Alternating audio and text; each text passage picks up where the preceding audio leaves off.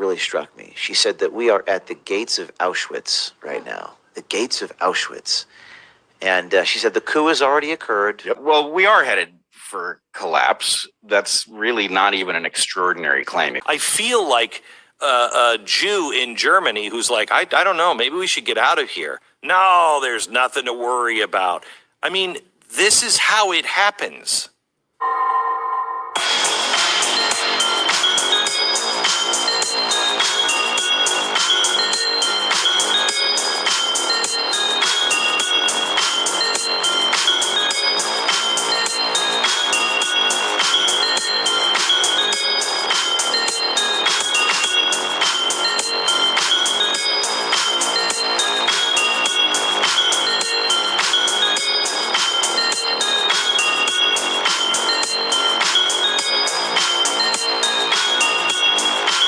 Hey guys, welcome to the Physical Preparedness Group YouTube channel. Today we're going to be talking about the Stage 1 Athlete Standard and how you can work up to meeting this standard if you're not currently at it. This Stage 1 standard is kind of our bare minimum level of fitness that we want everybody, regardless of age or capability, to be at. So if you've had problems with injuries, or maybe you're very out of shape or elderly, this is going to be a great video for you. As we go through these exercises, you're going to pick one that you can do comfortably for at least 3 reps, pain-free, and that's going to be your starting point. And once you've established that starting point, you're going to add 1 to 2 reps each session. So maybe you work out one day, then rest the next day, then come back and do that workout again. And you're going to try and do 1 or 2 more reps than you did in the previous session.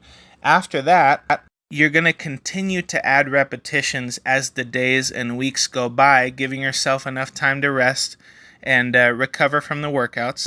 And eventually, hopefully over the course of a few weeks or even a few months, for those of you who it takes a little bit more time, you're going to get to the point where you can perform a certain exercise for 5 sets of 20. Once you're able to complete 5 sets of 20 on an exercise, you'll be strong enough to move on to the next exercise that's slightly more difficult.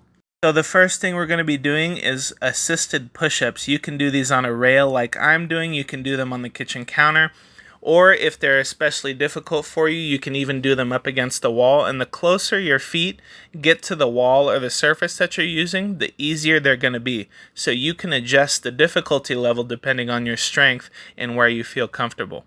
The next exercise will be push-ups from the knee. So once you've completed your push-ups off the wall or the rail for 5 sets of 20, this is going to be the exercise you progress to next. Not nearly as hard as a regular push-up, but still adding some resistance so that we're getting that progressive overload and we're slowly getting stronger and working our way to be able to do a full normal push-up. So again, you're going to add reps slowly over time until you do 5 sets of 20 of that in one workout. And then you will be ready to transition to regular push-ups. Once you're able to do 5 sets of 20 on regular push-ups, you'll be more than strong enough to go through the burpees that we have in the Stage 1 Athlete Standard. The second thing, which proves to be a little bit more difficult for most people, is the squat. It requires a little bit more strength, a little bit more mobility in the knees and the hips and the ankles, so people have a tough time sometimes getting into this position. This variation of the squat is going to allow you to start to get into that range of motion and start to build a little bit of strength and mobility in your lower body. And by holding on to a rail or a tabletop or a countertop of some kind, you can use your upper body to assist you coming in and out of the squat. And by sitting back onto a bench or a chair, you're going to limit the range of motion that you can go through, and it's going to help you get out of the bottom of the squat and prevent you from running into any issues. Once you're able to do 5 sets of 20 on that, you're going to move to box squats. So you're essentially going to be doing the same thing as before, but you're not going to have your upper body there to assist you.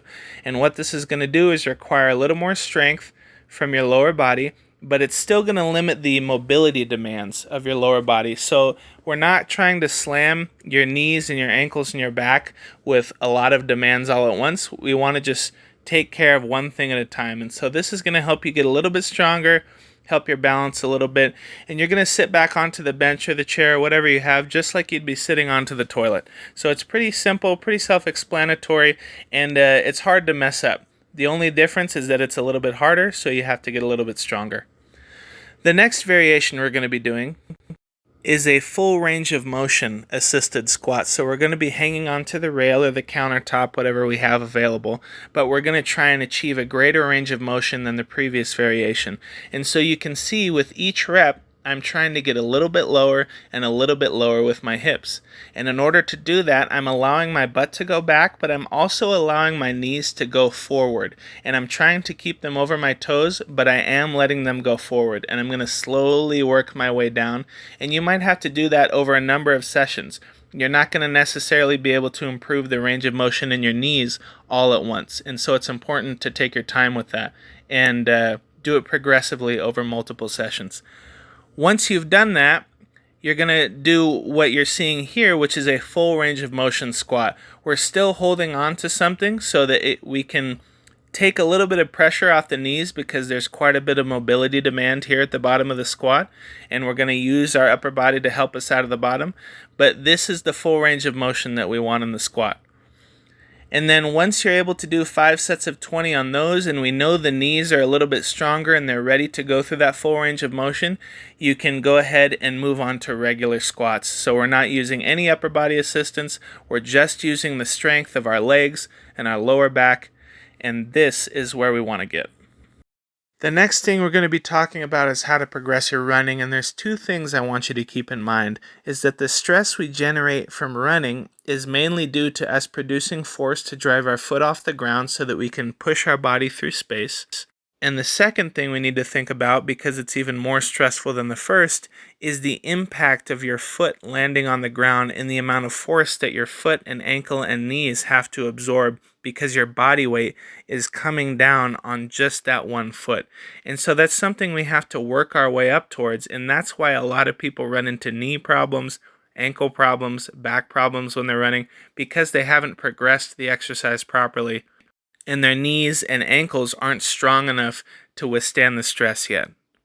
So the variations of running I'm going to be talking about are very simple, and they may seem redundant, but it's important that you progress them slowly over a course of weeks and even months, depending upon your current strength and sensitivity levels, especially for those who are significantly overweight or above the age of 45.